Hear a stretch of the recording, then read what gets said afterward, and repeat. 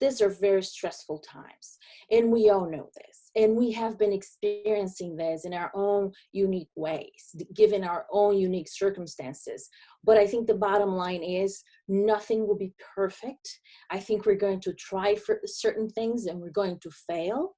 However, we can't stop trying. And when it comes about making sure that your workplace is inclusive and you're driving the message home, that's when you really have to be intentional. So it's during the good and the bad times.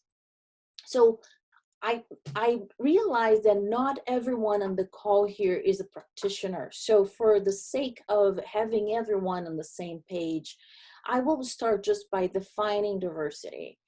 And it's important for me to define diversity because I think there are still some misconceptions about what this is. So when we talk about diversity, we're talking about all the different dimensions that make you and me who we are as human beings. So we're talking about the primary dimensions, which are things that we're born with.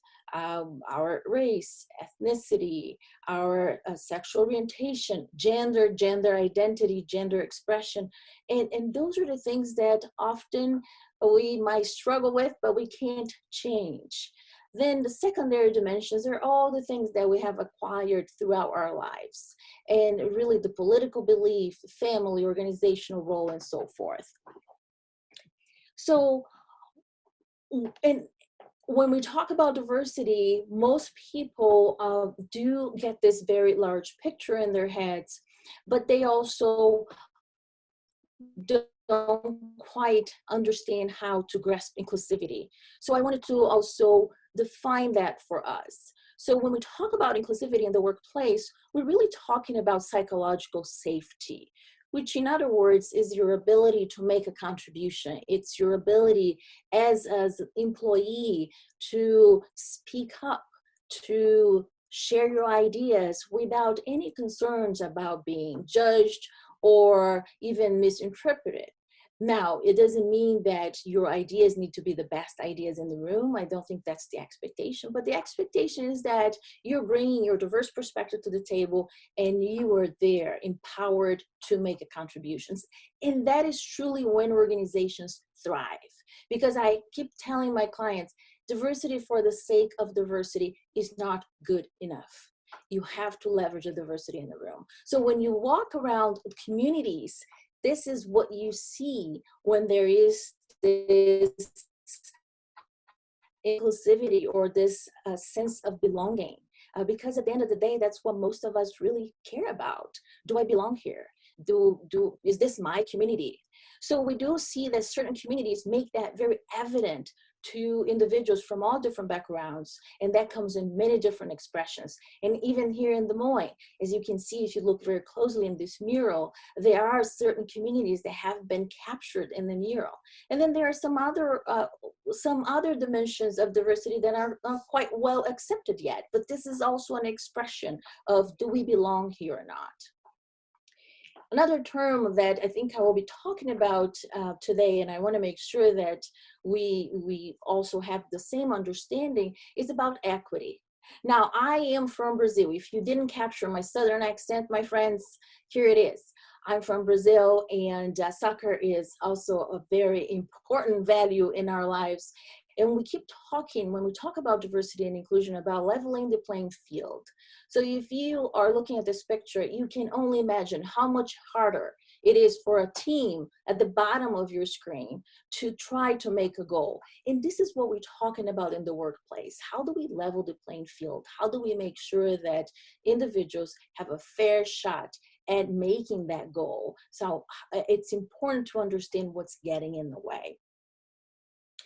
Now, during a time of crisis and pandemic, this is where the rubber meets the road when it comes to diversity, equity, and inclusion. This is where the organizations that have been making the investment of time, resources, human capital, this is where those that have made those investments are reaping the benefits of it. So in other words, when you make the investment of taking care of your people, ensuring that your culture is inclusive for all, during times of crisis, that's when your team is going to know what to do. They're going to know how to get through this really tough time, because there is more cohesion around core values. There's more cohesion around behaviors, they're well accepted or not. Now, organizations that have not had a chance to make the investments in this culture of inclusion yet might be having more bumps in the road. And again, I want to remind you that nothing is perfect. Even the organizations that have invested in diversity and inclusion for many decades are facing challenges. With that said, the organizations that don't have cohesion around their core values and how inclusion plays a role in their day-to-day activity, they are really struggling to, one, keep their teams connected. They're struggling to understand the customer, to reach the customer. And there is no, and it's not congruent at times what they say with what they do. So this is a time of stress. This is a time of chaos. This is a time that many of us don't know what to expect. And I think many of us understand also that this is when we're all being tested. We're being tested again for the investment we have made into our organizations, but also into our community. I think many of us on this call today, since we are interested in this topic, have also read the news about the discrepancies and inequities when it comes to the confirmed cases of COVID-19 in the United States as a whole, but also here in Iowa. These are this morning's stats for you. We have about 22.4% of the Latino community that has confirmed cases of COVID-19 as of this morning. We have about 13.3% of the Black and African American community and 8.2% of the Asian community. Now, why is this inequitable? Why is there a discrepancy? Because these three groups, these three demographics, make up a very small percentage of the population in the state of Iowa. So if you go back to Latino Hispanic, they make up 6.2% of the population in the state of Iowa. If you look at African Americans, they make up 4% of the population, then Asians 2.7%. So there is a very large inequity and disproportion when we see how they have been impacted.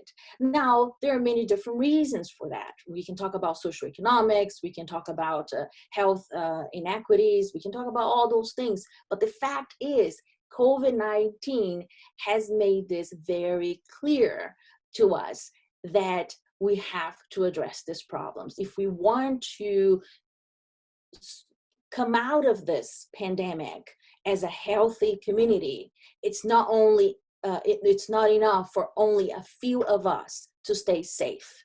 All of us have to be safe. So how are we as a community, how are we as a society going to ensure that those that don't have the ability to work from home, that those that don't have maybe the socioeconomics to stay home can also be safe? And this is also a test for organizational cultures. As I mentioned before, this is the true test of understanding, is your organization, or was your organization, able to make the values of diversity, equity, and inclusion institutional values?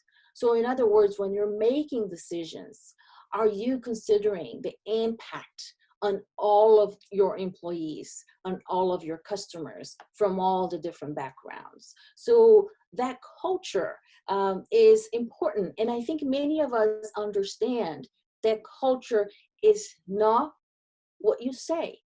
Culture is what you do. And during a pandemic, this is what you see. This is how people act. And that's what they're doing. So if they're doing things that are congruent with the core values of your organization and congruent with the core values of diversity, equity, and inclusion, this is the test. Then those values have become institutional values. And again, granted, nothing is perfect, but I think there's more alignment there. And it's very clear when there isn't alignment, because it comes down to leadership. Within organizations, unfortunately, or fortunately, the brunt of the changes, the ability to navigate changes, comes down to your ability to lead. And all of us are leaders in our own right. You don't have to be a formal leader to be a leader. But how do you lead through this time of chaos, during this time of crisis?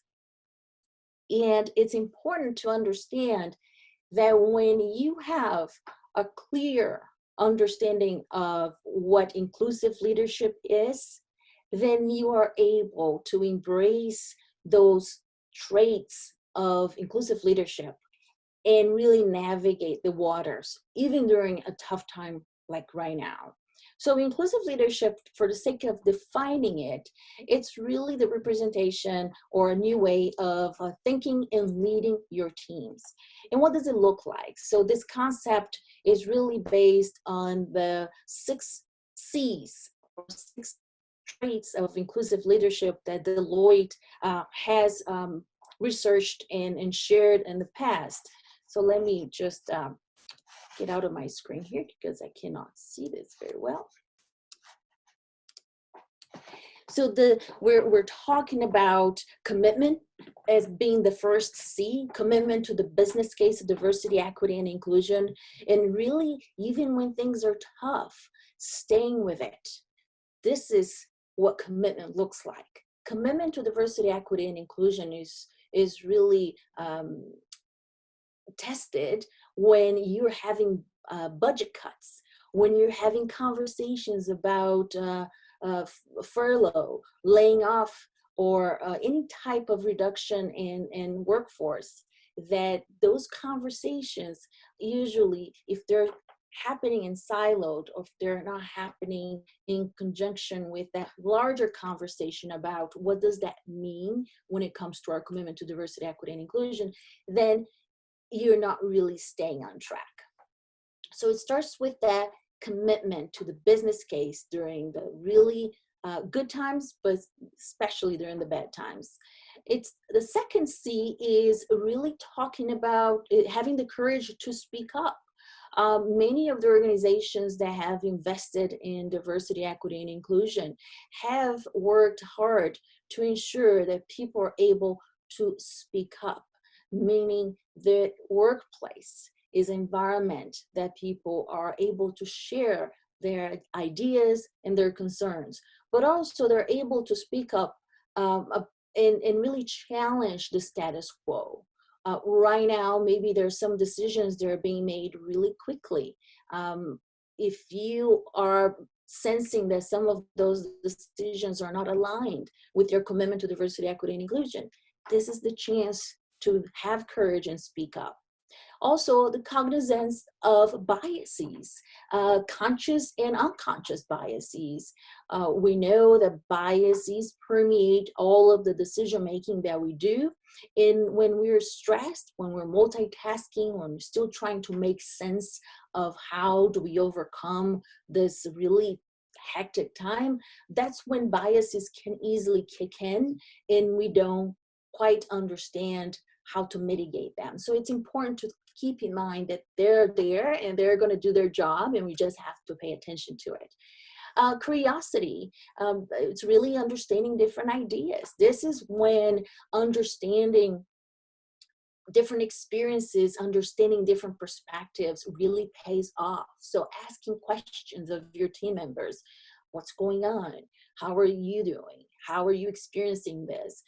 Being curious about others' experiences is an opportunity for you as a leader to learn, but also is an opportunity for you to get different ideas as to how you can problem solve.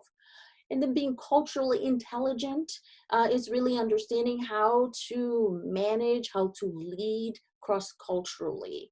I know, being from a different culture and even having conversations with people from different communities here in the Des Moines area, we have seen that people from different backgrounds are perceiving this crisis, this pandemic, very differently. They're handling it very differently. So as a leader, understanding how to have that conversation, understanding that even if that conversation is not perfect, it's important to have that conversation and understand how are people experiencing it, culturally speaking. And then last but not least, the 6C is collaboration. This is really important to continue to not only encourage, but reward collaboration amongst your team members and within your organization. It's a little bit harder now because you might not be in one place, maybe because people are having different challenges, but collaboration is key because that is, again, how you're able to leverage the diversity within your teams, the diversity within your organization. Now, this is a very interesting time as well from a practitioner standpoint. From a practitioner perspective, I have been a practitioner for 15 years. And I remember when the conversation didn't really have a lot of traction, a lot of people didn't quite understand the value of this work.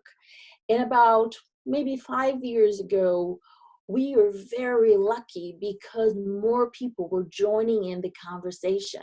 And it started to go up, up, and up. And more people today understand why we're having this conversation about diversity, equity, and inclusion, and how important it is for the bottom line of your organization and for the safety and health of our communities.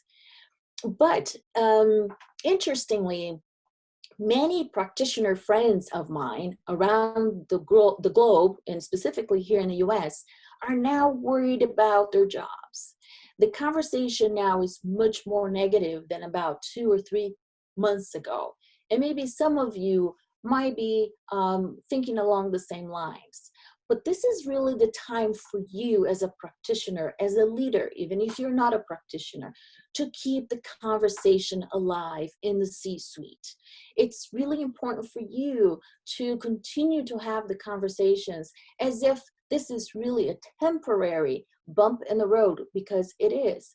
Because at the end of the day, you know that what you do here today for your employees and for your customers will pay off at the end of the day in terms of loyalty, in terms of trust, and then also that congruency between what you do and what you say.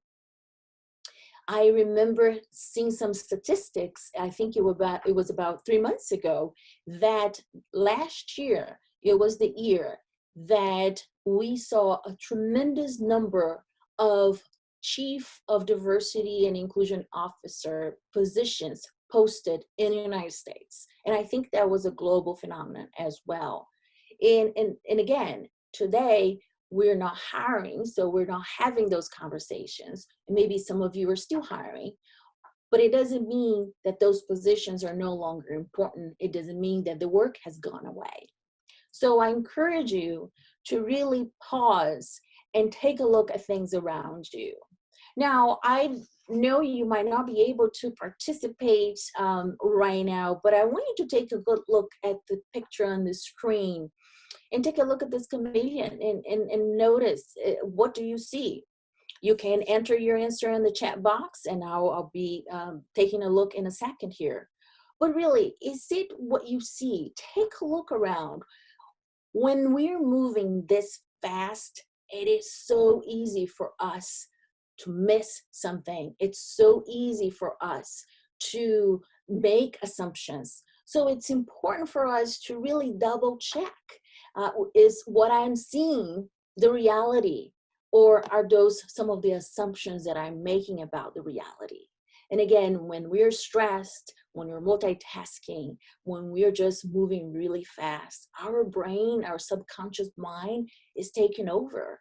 And often we don't even realize it. And that's why sometimes we make some of those assumptions that are not correct. So I would love for you to, let me see, I want to see what you have put in the chat box here. Yeah, Give I me. can go ahead with that for you, Claudia, if Yes, you that would be want. great. Yeah, there's a lot of comments about people seeing, oh my God, I see two people, person, I see people. A lot of them did see two people or a person Oh, adapting great. to new environment, a beautiful multicolored lizard. Well, Great. now I see two people. Yes, great. Very good. Thank you. I appreciate the help, Sanjita. Yeah, so what does that mean for you as a leader? And these are the basics of really mitigating our own biases, but slow down. Make sure that you challenge your own assumptions whenever you can. And granted, I understand that many of you are trying to be um, workers, working from home, you're trying to be parents, you're trying to be maybe mentors, you're trying to be a teacher. I understand. But whenever you can, when you're trying to make decisions about your human capital within your organization, slow down, because right now is when we really can miss the opportunity to mitigate some of the conscious and unconscious biases that we have.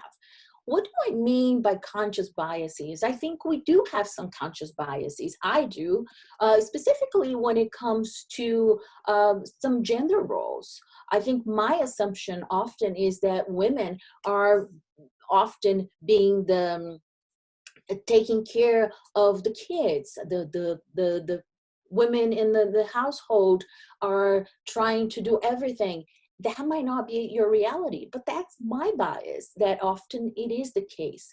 But challenge yourself to also understand what is happening to the non-binary people. I think that has been something that was shared in a report. I just saw this report about 3 days ago, that the pandemic is also impacting non-binary people quite harshly. A lot of the LGBTQ plus community members work in industries that have been shut down. So a lot of them don't have health benefits. They don't have access to a lot of the benefits that you and I might have. So what are some of those conscious and unconscious biases that are permeating how we see the world, how we make sense of the world, how we make decisions, and how is that coming across? This is the time for you to be bold. And what I mean by being bold is being bold. For those of you that had the opportunity to work in diversity, equity, and inclusion efforts, and you had the resources, you had the time, you had most of the basic needs to ensure that your workforce was taken care of, you can still look back at your efforts and understand what else you need. And for those of you that don't have any type of resources at this point, and I understand you might be thinking, well, this is not the right time to ask for a budget. This is not the right time to ask for anything, but you can still communicate the importance of having these efforts in place and being bold about the value of diversity, equity, and inclusion for you as a leader, for you as an employee, as a community member. It goes a long way. So this is a time of disruption. And even though disruption, too much disruption, it can be hard, why not? Why not utilize this time of disruption to innovate? And when we talk about innovation, we have been seeing examples after examples of businesses in our communities, in the United States, and across the globe, coming up with different ways of doing their work, or even pivoting their businesses, or even how they are helping the community. So this is a moment for us as well, as a practitioner, as a leader within our organizations, to think about how can we innovate when it comes to those human capital practices and policies that we have in place today. Now, you don't want to disrupt everything. I know that we need some sense of stability. We need to ensure that we are meeting our survival mode needs, but this is the opportunity for you to reset expectations. We keep talking about the new normal, and I don't know what your new normal is. I don't know what your new normal will be, but I know many of us are having conversations about the new normal doesn't need to look like the past or the normal of yesterday. The new normal can look quite different if you're able to reset expectations. So when it comes about talking with your leaders, talking with your leadership team about the expectations for diversity, equity, and inclusion, there is an opportunity to solidify the business case, to solidify how important it is for your organization to act according to the values that you have assured your customers and employees that you live by. So make sure that that is transparent and that is ingrained in how you do business. So the questions for you to ponder are really, how do you do it better? What's working now? What's not working? Many of us have been doing the same exercise for different areas of our organization. I know as a business owner, these are questions that I ask myself every single day in order to pivot my business. And this can also be done when it comes to how we're thinking about talent, how we're managing talent, how we are even defining talent. We're having different conversation about talent just 2 months ago when we're talking about underdeveloped talent, under-tapped talent, or untapped talent. We're talking about all the different people that we could be working with. Now that we're working in a different setup, that most of us, for those of us that can, are working virtually, there are opportunities to engage talent completely differently. And many of you might be thinking, well, we're not going to be working virtually forever. True, many of you might be going back to your workplace, but the pandemic will impact how we think about work. I think the pandemic will impact how we perceive the importance of doing work from one location only. I think many organizations that didn't have the opportunity to test it, they were pushed to test it. And now that it worked, they know they can count on that opportunity to continue to do their work virtually if needed. So this is a moment for us to evaluate and understand when it comes to your diversity, equity, and inclusion practices, what's working, what's not working, and how do we design the new normal based on those values and that vision that you have. Now, in order for you to be successful, in order for your organizations to be successful, there are some very basic, I think, accountability actions that need to be put in place. One of them, which I think is quite interesting and I think we need to remember, is that during a moment of crisis and during this pandemic, one of the things that is very important for your employees is to have access to information. So the first question is, how is information being dispersed within your organization? Who's getting information first? And being equitable with your team, not only sharing information with the field.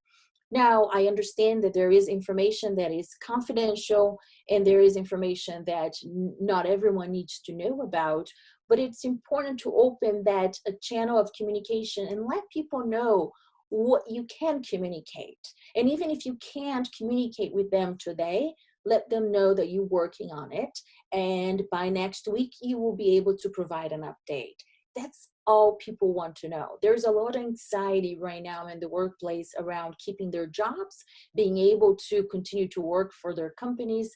And even if you can't answer that question right now, at least you can open that conversation with your employees and really understand what is on their minds. Checking in with your employees will go a long way. Not only with your employees, I have to say, but if you have a job that is interfacing with your customers, checking in with your customers is very important as well. But let's focus on your employees for now. Many of us don't have the same circumstances. I know that because of my my sister or even my sister-in-law. They both have kids at home. They both don't have an office like I do. I don't have kids at home and I have my own office. So just that alone impacts how well I can do my job. So sending those personal emails to check in on your employees and understand how they're dealing with their own personal circumstances is very important. For many of you that already do that on a regular basis, terrific.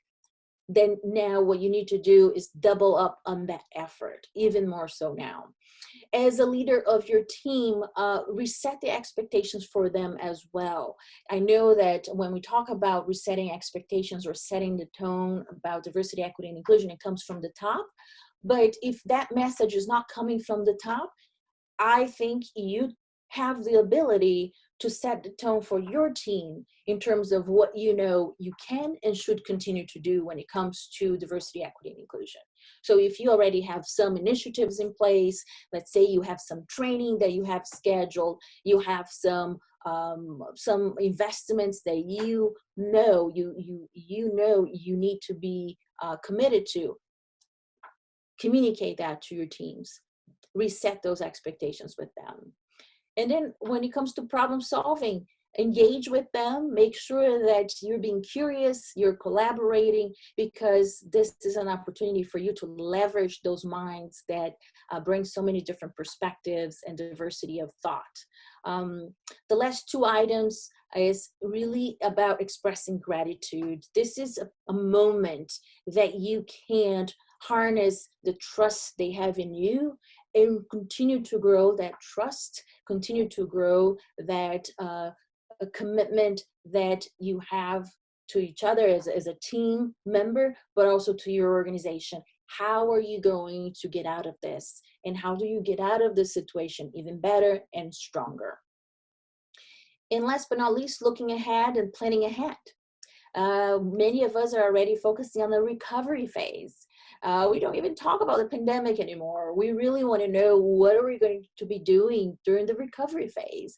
And to me, it's exciting. Many of you might not feel excited about that, but I am excited to look ahead and say, okay, maybe by September, I'll be able to do X, Y, and Z.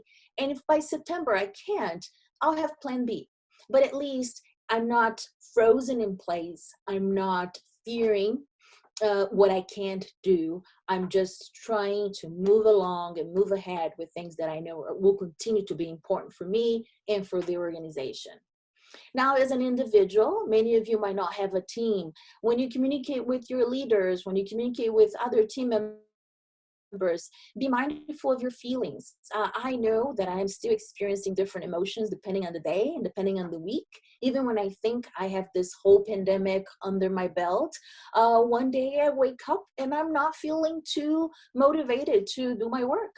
So be mindful of your feelings and the way that impacts how you do your work and how you communicate with others, how you engage with others is very important.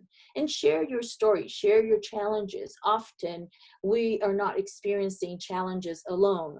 Many of us might share very similar challenges. And if that's the case, your leader has the opportunity to brainstorm with your team. How can we do this better? So for instance, if you always had a 9 a.m. phone call on Monday mornings before the pandemic, and you're still having those 9 a.m. phone calls right now, but they're not working for you because of your family routine. And maybe that there's an opportunity to talk through it and really find a happy medium on what to do. Now, be intentional, thoughtful, and commit to being kind and to be inclusive towards your colleagues, towards the people you work with, towards your community members. It is difficult sometimes to be thoughtful when you feeling scared, when you're unsure, and we don't know what's going to happen to our jobs.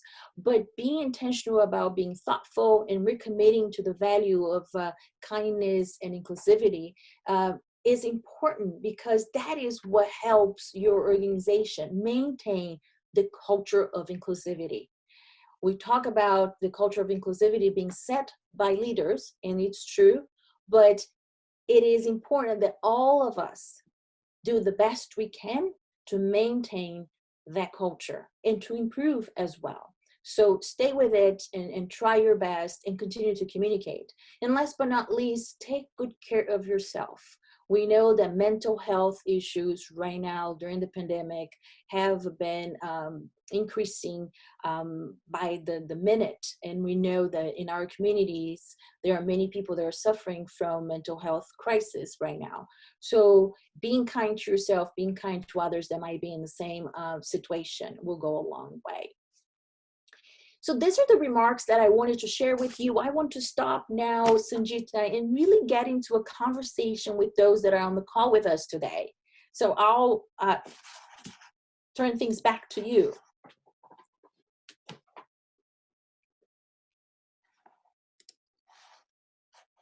Sounds good. I'm sorry. Thank you so much, Claudia, for all of the very insightful conversation that you're provided with us. I wanted to open it up for questions. If anybody is having any thoughts, any questions that you're having, like I said in my remarks earlier, I feel like before D&I was maybe meant to be for a certain population, right? It was for the underrepresented. It was for a specific group of people. But with all of us having to change the way we've worked, it's even more important now, right? With all of us having to work remotely, with managers having to reach out to their employees every day remotely, with having to manage expectations, with having to manage with performance, with having just some of the things that Claudia said, with more burden on, frankly, if I don't know if all of you agree, but for female employees at home, I feel it every day. I have to spend at least some time feeding my kids, making sure, they're on doing their homeworks, getting online on their Zoom calls, and all of you are dealing with that. Like Claudia said before, maybe mental health and mental well-being and emotional well-being was for a specific small number of population. Managing remote workers was for a small population, but this might be our new norm for future. And so for D&I practitioners, I personally feel like there's a lot, if you were doing right, if you already had a plan built in, that you were just able to roll out and make sure that you're engaging with your employees, even though they're working remotely, that you know what they're going through. If you have ERGs set up already, that you're using them to understand markets and how to be responsive to the needs of diverse markets and diverse customers at this time. It's not just employees, but managing your diverse customer base is a totally different topic as well, which is very important at this time. So I just wanted to add some of my comments to say, these are the reasons why I feel like it's even more important for all of us, because all of us are dealing with mental health issues now, and it's not for a very specific and a small population anymore. All of managers and middle managers and higher managers and C-suite, all of them have to now think about the emotional well-being of every single individual and employee, and that's related to productivity at the end. And so that's our next topic, to be very honest with you, that I'm looking forward to host on May 7th, to talk about why is wellness and emotional and social well-being in the workplace so important at this time. In America, loneliness was already an issue that was very much talked about, and an issue that, so like another pandemic that hasn't been talked about, which is going to be heightened with this social distancing, physical distancing. All of us, I feel like I've heard this from everybody. We have good days and bad days. Some days I struggle, some days I'm productive. And I'm seeing a lot of heads nodding, is the same for all of us. So this is why we wanted to bring all of us together. I don't see any any questions in the chat box, but feel free to unmute yourself if anybody has a Yeah. comment or a question you wanted to share. Let's have a conversation. This is for you. And if you for some reason you don't want to ask right now, I am offering coffee, which is a virtual coffee, to anyone who has any questions, and we're going to troubleshoot together. It will be my pleasure to help in any way I can. So if not today, feel free to reach out. Does anybody want to share any other comments or questions with Claudia? If not, Claudia, I feel like with all of these changes, I feel like D&I practitioners have some new things to look in future. What do you think those are going to be, and what are some new things that this pandemic has brought into light that D&I practitioners would have to think about? Maybe some of them are already doing it, maybe some of them are not. But I feel like there's some really new things that people have to look through and build in their future plans. Yes, so there are a few things that I think have come to light that are very positive.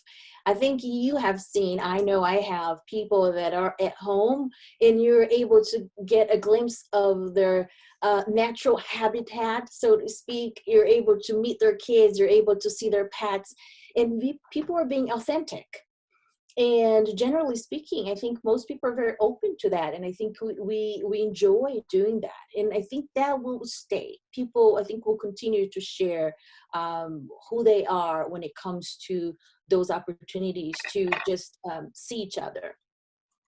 I think it's also came to light that safety is very important of all people in our communities. I think when we talk about safety, specifically now as a pandemic, it's not enough just to keep a group of people safe, because the people that are not safe, they could jeopardize the safety of those that are, at least at the moment.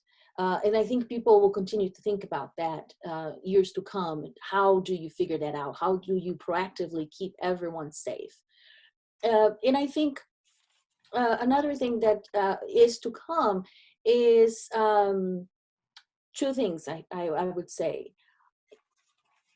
Succession planning is very important.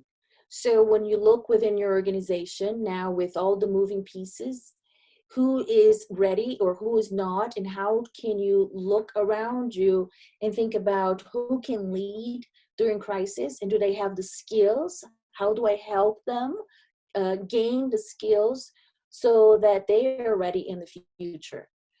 So succession planning is key for organizations right now to really think ahead and prepare their leaders to navigate through change, navigate through crisis. And maybe some organizations already have a very robust plan in place, but others now have the opportunity to do that. And then I already mentioned this, but with decision making, it's important to stay aware of your biases. For those organizations that have already done the unconscious bias training, you already have some strategies. So ask yourself, ask your employees, how are you putting that knowledge to use? Is that helpful? Is that helping you? And if not, brainstorm a way to bring those strategies to light, because this is when you need them. This is it. You made investment, now it's time to reap the benefits. For those of you that have not had a chance to roll out unconscious bias training, this is important for you then to insist on specific criteria for decision making. When you're making decisions about who you're laying off, who you're promoting, who, doesn't matter what the decision is, specifically talk about that clear criteria so everyone has the same understanding about what is needed to make that decision. Claudia, Awesome. this is Natalie. Yes, Natalie. Hey, hi there. Hi.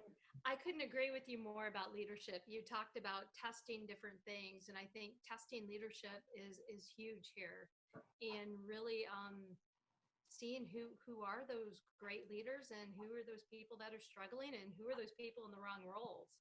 Yes. Specifically, looking at that necessary behavior of not only living in ambiguity but thriving in ambiguity, and Yes. being able to think, act, and react differently, and being able to do that fast. And I do think that this will be kind of a moment of time of capturing who has those skills that are going to be necessary to take not only survive this crisis, but more importantly, to move to the near and the next of where the organizations need to go. And then secondly, one thought that I had is around what's changed in COVID, especially around all these virtual meetings. And I love that people are being more authentic and you can see the kids and their cats and dogs and all that. But I do think it also brings up some biases. We're not all in the same economic situation. And you're zooming into the most private places it's their home. And you're making potentially some judgments of people on what their house looks like, what their kids are behaving like, and those types of things. So we need to be really careful about not making judgment about people, because now we know even more about them. Yes. And then finally, there's been a lot of attention to families. So people with families. We do also have to realize that there's a lot of people without families, and this is a very lonely time. Mm-hmm. And being able to make sure that we're taking those moments of connections and realizing that those may be the only points of connections that these people have in their life right now. Mm-hmm. And so thank you for all your great points, and I always love seeing you, even if it's virtual. Same here, Natalie. I couldn't agree more. Those are beautiful points, and I'm glad you share those with us. You're right. Those are things to keep in mind. I know this when we started with virtual meetings, and I have been doing virtual meetings for since I started my business about 4 years ago. So Zoom is my friend, but not everyone is acquainted with Zoom. So in the beginning, when we started seeing viral videos of people that made mistakes with Zoom, to me, that was an indication also of that judgment that you talked about, Natalie. Not only judging their homes, but also judging how proficient they are with the technology. So those are the behaviors that speak louder than words for me, and they're a testament to the kind of culture you have in the workplace. We have one question on the chat box that I want to lay out because we have only a few minutes left.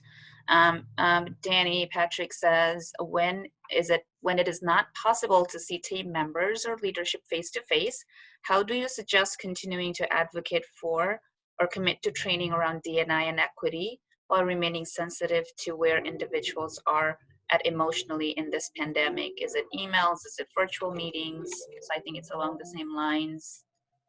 Sure, very good. That's a great question. So there are certain things that are happening. One, it depends on what kind of organization or industry you're in. I know I have some clients that we had some training, face-to-face training scheduled to take place in April. They felt that it was best to postpone until September. Now, some clients felt that they were ready and they wanted to move forward, and they're having it virtually. So there isn't a one-size-fits-all answer. You really need to assess with your team where they're at in terms of their emotional state for learning, but also where you're at in your journey of learning about diversity, equity, and inclusion as a whole. I have much more faith, and this is my bias, that organizations that have been doing this work longer, they have been talking about diversity, equity, and inclusion longer, a virtual training can be effective for them. But for an organization that is starting right now, a virtual training might not be as effective.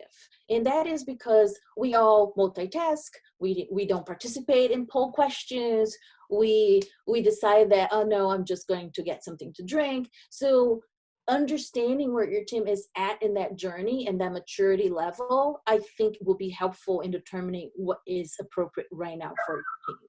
And if you want to talk offline, I'll be happy to help you assess where you're at and give you a couple of pointers. I also want to say that when you talk about training for diversity, equity, and inclusion, maybe you're not necessarily thinking about a 1 hour or 2 hour training. Maybe you're thinking about a TEDx or a TED Talk that you can send to your team, and then you can have a brief discussion when you have your team meeting again. Or it can be a discussion about what you read on the New York Times or what you read on the Des Moines Register about how COVID-19 is impacting communities of color in a very disproportionate way. Having that discussion as a team is very important because it impacts all of us. And it's important to have that conversation. All right, we are right at 3 p.m. and I want to honor all of your time, but please feel free to connect with us. I'll leave my email address here in the chat box. But please feel free to let us know what's going on in your minds. This is, again, a couple of things that I want to mention as a wrap up is how companies react, how industries are reacting to this crisis, how they're reacting to the most affected today. One thing we've really learned in this crisis is how the systemic inequities that we've always had in our community is just shown right in front of us, right? So how do we respond to that? I think that has a future implication, a long-term implication on your brand value, right? When you're hiring for future talent, when people are looking to relocate to Des Moines, when people are looking to join companies, they are going to look at these things. When they're going to look at where am I going to spend my money to buy X, Y, and Z, whether that's customer facing. Those are going to be important, and this is why we feel like this is a more important conversation and topic at this time. Like I said in my opening remarks, you know, having employees spread around and not having them together, not being able to see each other every single day. These are heightened reasons why we have to stay in communication with our employees every day, make sure their emotional well-being, because at the end of the day, we all want productive employees, and they're not going to be productive if we don't manage, you know, their well-being, emotional well-being, and we don't know who they are and what they're dealing with, things of that nature. So with that, I really want to thank Claudia for spending this hour with us and being generous with your time. Please do stay in contact with us, all of you. We hope to see you on May 7th to talk about this important topic of emotional, social well-being and how that relates to productivity in your workplace. It's going to be important for us as we move ahead. So there's some chat things coming through, but I am not being able to respond to that now. But I really wanted to thank Claudia for your time, and all of you again for your time with us today. Thank you. Hope to see you in May 7th. Thank you all. Have a good one. Stay strong. Bye-bye.